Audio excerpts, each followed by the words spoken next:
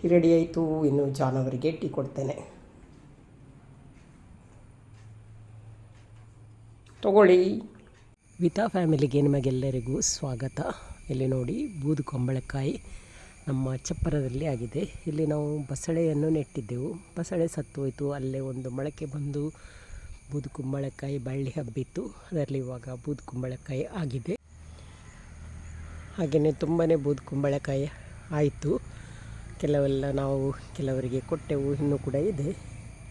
ಹಾಗೆಯೇ ಇದೇ ಚಪ್ಪರದಲ್ಲಿ ನೋಡಿ ಎಷ್ಟೊಂದು ಶಂಖಪುಷ್ಪ ಹರಳಿದೆ.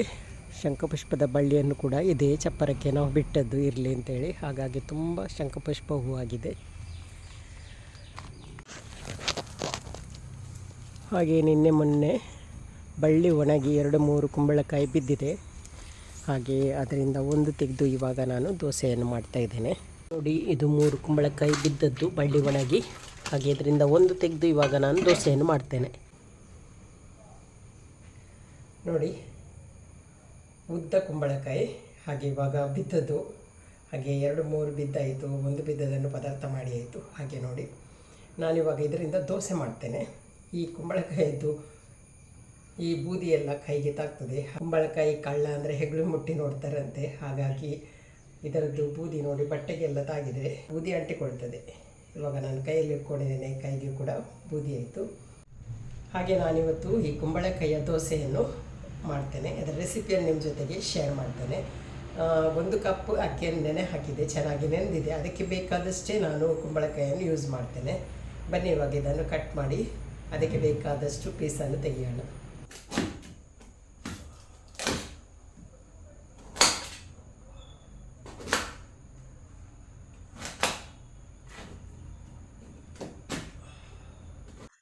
ಇವಾಗ ನಾನು 1 ಕಪ್ಪಿಗೆ ಆಗುವಷ್ಟು ಕುಂಬಳಕಾಯಿಯನ್ನು ಕಟ್ ಮಾಡಿ ತಗೊಂಡಿದ್ದೇನೆ.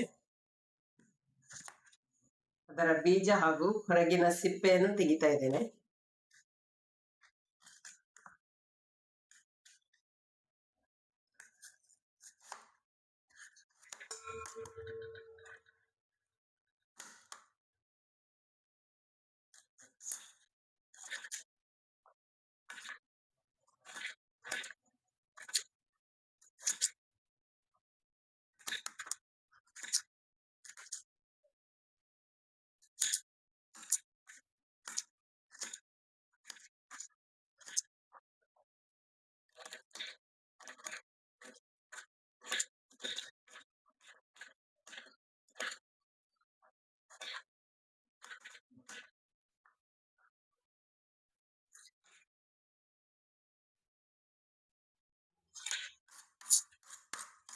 ಇವಾಗ ಹೊರಗಿನ ಸಿಪ್ಪೆಯಿಂದಲೇ ತೆಗ್ದಾಯ್ತು. ಹಾಗೆಯೇ ಬೀಜವನ್ನು ಕೂಡ ತೆಗ್ದಾಯ್ತು.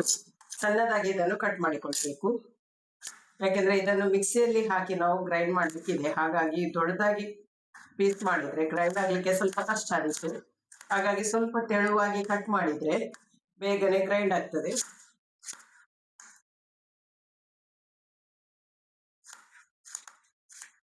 ಈ ಕುಂಬಳಕಾಯಿ ಆರೋಗ್ಯಕ್ಕೆ ತುಂಬಾ ಒಳ್ಳೆಯದು. ನಾವು ಯಾವುದೇ ವಿಧದಲ್ಲಾದ್ರೂ ಇದನ್ನು ಸೇವಿಸಬೇಕು. ಕೆಲವರು ಜ್ಯೂಸ್ ಮಾಡಿ ಕುಡಿತಾರೆ. ಜ್ಯೂಸ್ ಮಾಡಿ ಕುಡಿಯೋದ್ರಿಂದ ವೆಯ್ಟ್ ಲಾಸ್ ಆಗ್ತದೆ ಅಂತ ಹೇಳ್ತಾರೆ. ಬೆಳಗಿನ ಖಾಲಿ ಹೊಟ್ಟೆಗೆ ಇದರ ಜ್ಯೂಸ್ ಮಾಡಿ ಕುಡಿದ್ರೆ ವೆಯ್ಟ್ ಲಾಸ್ ಆಗ್ತದೆ. ಹಾಗೇನೆ ಆರೋಗ್ಯಕ್ಕೂ ಕೂಡ ತುಂಬಾ ಒಳ್ಳೇದಂತೆ.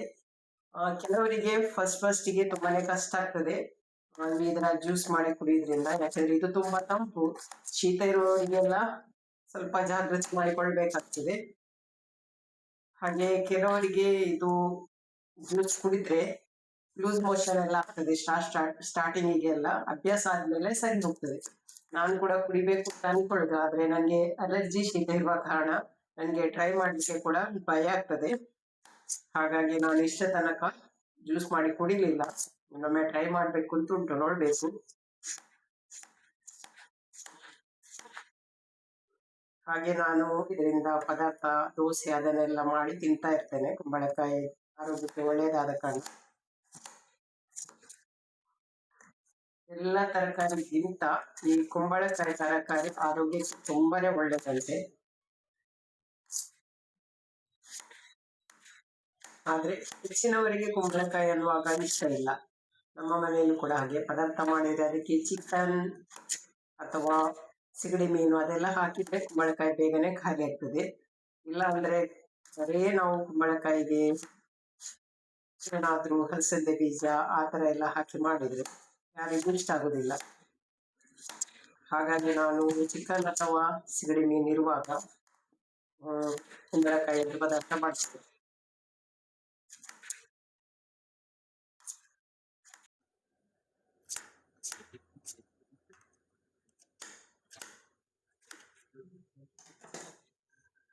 ನೋಡಿ, ಈ ತರ ಕಟ್ ಮಾಡಿ ತಗೊಂಡಿದ್ದೇನೆ ಸಪೂರವಾಗಿ. ಈ ತರ ಕಟ್ ಮಾಡಿದ್ರೆ ಮಿಕ್ಸಿಯಲ್ಲಿ ಗ್ರೈಂಡ್ ಮಾಡ್ಲಿಕ್ಕೆ ಈಸಿ ಆಗ್ತದೆ. ಸ್ವಲ್ಪ ದೊಡ್ಡ ತುಂಡಾಗಿ ಮಾಡಿದ್ರೆ ಗ್ರೈಂಡ್ ಆಗ್ಲಿಕ್ಕೆ ಕಷ್ಟ. ಹಾಗಾಗಿ ಈ ತರ ಪೀಸ್ ಮಾಡಿದ್ದೇನೆ. ಇದನ್ನು ನೀರಲ್ಲಿ ಹಾಕಿ ತೊಳಿತೇನೆ.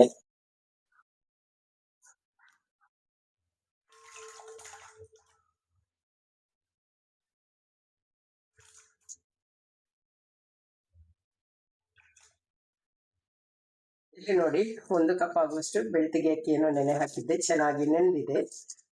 ಇವಾಗ ಚೆನ್ನಾಗಿ ನೀರು ಬಸಿದು ನಾವು ಇದನ್ನು ಗ್ರೈಂಡ್ ಮಾಡಬೇಕು. ಕುಂಬಳಕಾಯಿಯನ್ನು ಗ್ರೈಂಡ್ ಮಾಡುವಾಗ ತುಂಬಾನೇ ನೀರು ಬಿಡ್ತದೆ. ಹಾಗಾಗಿ ಇದರಲ್ಲಿ ನೀರು ಏನಿಲ್ಲದ ಹಾಗೆ ನಾವು ಗ್ರೈಂಡ್ ಮಾಡಬೇಕು.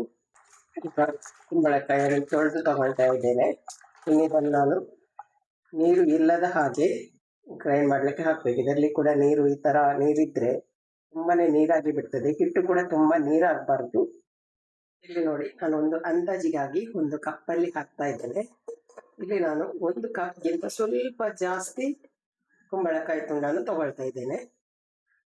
1 ಕಪ್ಪಿಗೆ 1 ಕಪ್ ಸ್ವಲ್ಪ ಜಾಸ್ತಿ ಸಾಕಾಗ್ತದೆ. ಜಾಸ್ತಿ ಹಾಕಿದ್ರೆ ನೀರಾಗ್ತದೆ. ಹಾಗಾಗಿ ಜಾಸ್ತಿ ಕುಂಬಳಕಾಯಿಯನ್ನು ಕೂಡ ಹಾಕೋದು ಬೇಡ. ನೋಡಿ, 1 ಕಪ್ ಆಗಿ ಮತ್ತೆ ಇಷ್ಟು ಜಾಸ್ತಿ ಹಾಕ್ತೇನೆ. ಅಂದಾಜಿಗೆ ನಾವು ಹಾಕಿದ್ರೆ ಸಾಕು. ನೆನೆಸಿಟ್ಟಂತ ಅಕ್ಕಿಯನ್ನು ಹಾಕ್ತೇನೆ. ಇವಾಗ ಇದಕ್ಕೆ ಒಂದು ಅರ್ಧ ಕಪ್ ಆಗುವಷ್ಟು ಕಾಯಿ ತುರಿ ಹಾಕ್ತೇನೆ. ಕಾಯಿ ತುರಿ ಹಾಕದೇನೋ ಮಾಡಬಹುದು. ನಾನು ಸ್ವಲ್ಪ ಟೇಸ್ಟಿಗೋಸ್ಕರ ಕಾಯಿ ತುರಿ ಹಾಕ್ತಾ ಇದ್ದೇನೆ. ರುಚಿಗೆ ತಕ್ಕಷ್ಟು ಉಪ್ಪು. ಇದನ್ನು ನೈಸಾಗಿ ಗ್ರೈಂಡ್ ಮಾಡ್ತೇನೆ. ಇವಾಗ ನೋಡಿ, ನೈಸಾಗಿ ಗ್ರೈಂಡ್ ಮಾಡಿ ರೆಡಿ ಆಯಿತು.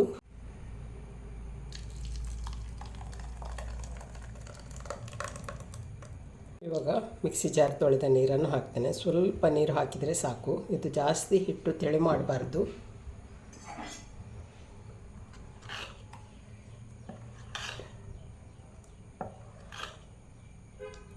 ತೆಳು ಮಾಡಿದರೆ ನಮಗೆ ದೋಸೆ ಮಾಡಿ ಮತ್ತೆ ತೆಗಿಲಿಕ್ಕಾಗೋದಿಲ್ಲ, ಕಟ್ಟಾಗ್ತದೆ. ಹಾಗಾಗಿ ಸ್ವಲ್ಪ ದಪ್ಪನೇ ಇರಬೇಕು. ನಾವು ಉದ್ದಿನ ದೋಸೆ ಮಾಡುವ ಹಿಟ್ಟು ಹೇಗಿರ್ತದೆ ಅಷ್ಟು ದಪ್ಪ ಇದ್ದರೆ ಸಾಕು.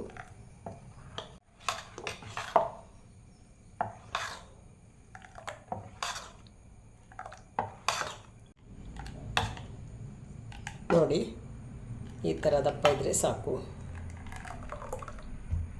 ಇವಾಗ ನೋಡಿ, ಕುಂಬಳಕಾಯಿ ದೋಸೆ ಮಾಡಲಿಕ್ಕೆ ಹಿಟ್ಟು ರೆಡಿ ಆಯಿತು. ಉದ್ದಿನ ದೋಸೆ ಮಾಡುವಾಗ ಹಿಟ್ಟು ಎಷ್ಟು ನಾವು ದಪ್ಪವಾಗಿ ಇಡ್ತೇವೆ ಅಷ್ಟೇ ದಪ್ಪವಾಗಿಟ್ಟರೆ ಸಾಕು. ಇವಾಗ ನಾನು ಕಾವಲಿ ಬಿಸಿ ಮಾಡಲಿಕ್ಕೆ ಇಟ್ಟಿದ್ದೇನೆ.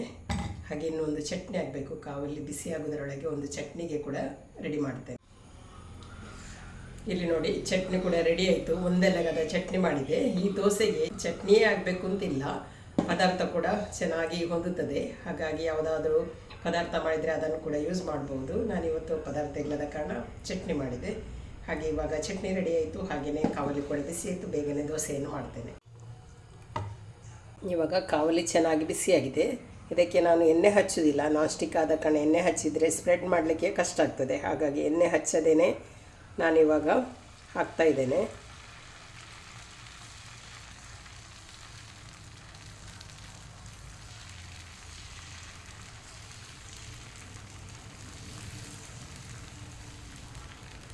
ನೋಡಿ, ದೋಸೆ ಸ್ಪ್ರೆಡ್ ಮಾಡಿ ಆಯಿತು.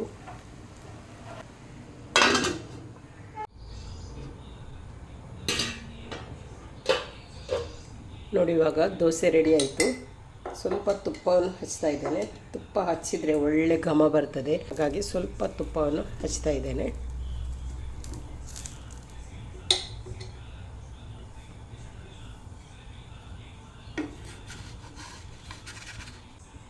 ಇವಾಗ ಇದು ಚೆನ್ನಾಗಿ ಎದ್ದಿತ್ತು. ಒಂದು ಸೈಡಿಗೆ ನಾನಿಲ್ಲಿ ಕಬ್ಬಿಣದ ಕಾವಲಿಟ್ಟು ಅದರಲ್ಲಿ ಕೂಡ ದೋಸೆಯನ್ನು ಮಾಡ್ತೇನೆ. ಇದಕ್ಕೆ ಮೊದಲಿಗೆ ಸ್ವಲ್ಪ ಎಣ್ಣೆಯನ್ನು ಹಚ್ತೇನೆ.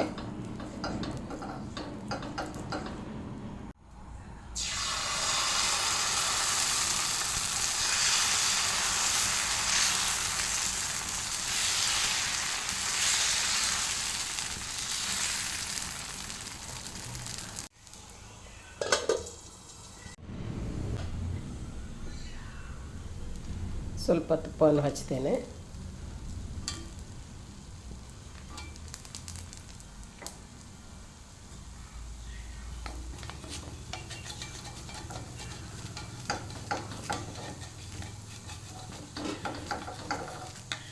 ನೋಡಿ, ಕಬ್ಬಿಣದ ಕಾವಲಿಯಲ್ಲಿ ಕೂಡ ಚೆನ್ನಾಗಿ ಹೇಳ್ತದೆ. ಸ್ವಲ್ಪ ನಾವು ಈ ಥರ ಮಾಡಿದರೆ ಆಯಿತು. ಕಬ್ಬಿಣದ ಕಾವಲಿಯಲ್ಲಿ ದೋಸೆ ಮಾಡಿದಷ್ಟು ಟೇಸ್ಟ್ ಬೇರೆ ಯಾವ ಕಾವಲಿಯಲ್ಲೂ ಮಾಡಿದರೂ ಟೇಸ್ಟ್ ಆಗೋದಿಲ್ಲ. ನೋಡಿ, ಚೆನ್ನಾಗಿ ಎದ್ದಿತ್ತು. ಕಬ್ಬಿಣದ ಕಾವಲಿಯಲ್ಲಿ ಹೇಳ್ತದಾ ಇಲ್ವಾ ಅಂತೇಳಿ ಒಂದು ಭಯ ಇತ್ತು. ಹಾಗಾಗಿ ನಾನು ನಾನ್ ಸ್ಟಿಕ್ಕನ್ನು ಯೂಸ್ ಮಾಡಿದ್ದು. ಇವಾಗ ನೋಡಿದರೆ ಕಬ್ಬಿಣದ ಕಾವಲಿಯಲ್ಲಿ ಕೂಡ ಚೆನ್ನಾಗಿ ಹೇಳ್ತದೆ. ಯಾಕೆಂದರೆ ಕೆಲವೊಂದು ದೋಸೆ ಹಿಟ್ಟು ಕಬ್ಬಿಣದ ಕಾವಲಿಯಲ್ಲಿ ಏಳೋದಿಲ್ಲ. ಇವಾಗ ನೋಡಿ, ಎರಡನೇ ದೋಸೆ ಕೂಡ ಮಾಡಿದೆ.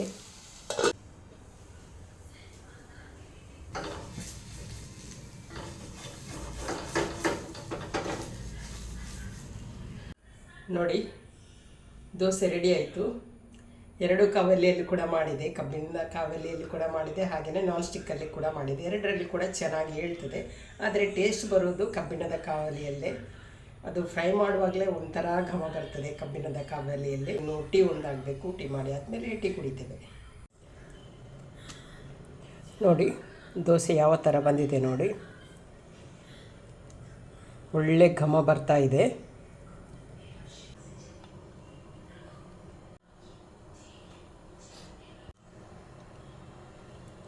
ನೋಡಿ, ದೋಸೆ ಜೊತೆಗೆ ಚಟ್ನಿ. ಇದು ಒಂದೆಲಗದ ಚಟ್ನಿ ಮಾಡಿದೆ ನಾನು. ಚಟ್ನಿ ಹಾಗೂ ದೋಸೆ ರೆಡಿ ಆಯಿತು. ಹಾಗೆ ಇನ್ನೊಂದು ಟೀ ಮಾಡ್ತೇನೆ. ಟೀ ಕೂಡ ರೆಡಿ ಆಯಿತು. ಇವಾಗ ನೋಡಿ, ಟೀ ರೆಡಿ ಆಯಿತು. ಇನ್ನು ಜಾನವರಿಗೆ ಟೀ ಕೊಡ್ತೇನೆ. ತಗೊಳ್ಳಿ. ಇನ್ನು ನಾನು ಕೂಡ ಟೀ ಕುಡಿತೇನೆ. ಹಾಗೆಯೇ ದೋಸೆ ಹೇಗಾಗಿದೆ? ಕುಂಬಳಕಾಯಿ ದೋಸೆ ಒಳ್ಳೆಯದಾಗಿದಾ? ಇವಾಗ ನಾನು ಕೂಡ ಟೇಸ್ಟ್ ನೋಡ್ತೇನೆ ಹೇಗಾಗಿದೆ ಅಂತೇಳಿ. ಮನ್ವಿತಾ ತಿಂಡಿ ತಿಂದು ಕಾಲೇಜಿಗೆ ಹೋದ್ಲು. ಇವಾಗ ನಾವು ಕೂಡ ಟೀ ಕುಡಿತಾ ಇದ್ದೇವೆ.